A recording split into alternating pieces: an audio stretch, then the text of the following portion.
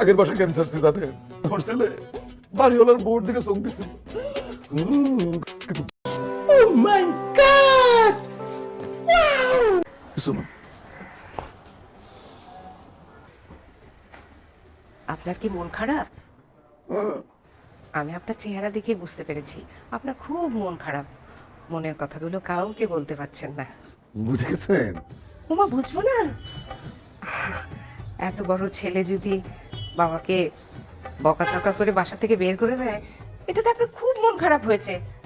ও যখন বাসা ভাড়া নিতে আসছিল তখন এত ভালো ব্যবহার করেছিল, আমি তো বুঝতেই পারিনি ও আপনার সাথে এরকম খারাপ ব্যবহার করতে পারে। খারাপ ব্যবহার দেখছেন কি আপনি? ছেলে যখন আমার ছোট ছিল কত আদর শাসন করছি, বেয়াদবি করলে অন্যায় করলে গায়ে হাত তুলছি। আর এখন ছেলে হয়ে গেছে বড়, কথাই বলা যায় না।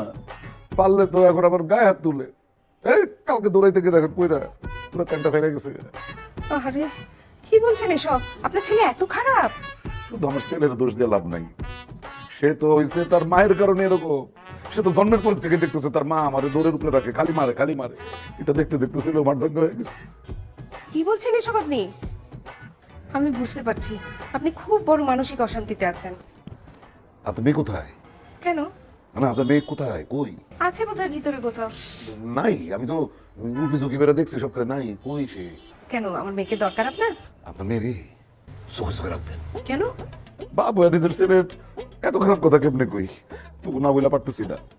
ছেলে আমার খালি বেয়াদবি না, খালি মারদাঙ্গাই না, ও একটা লুচ্চা।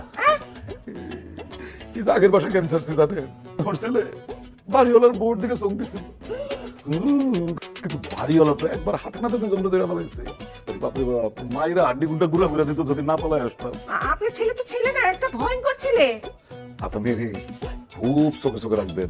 ভুলেও যেন আমার ছেলের সাথে দাঁড়ায় কোথাও এক সেকেন্ডের জন্য কথা না বলে, আপনি পাশ পাশে থাকবেন।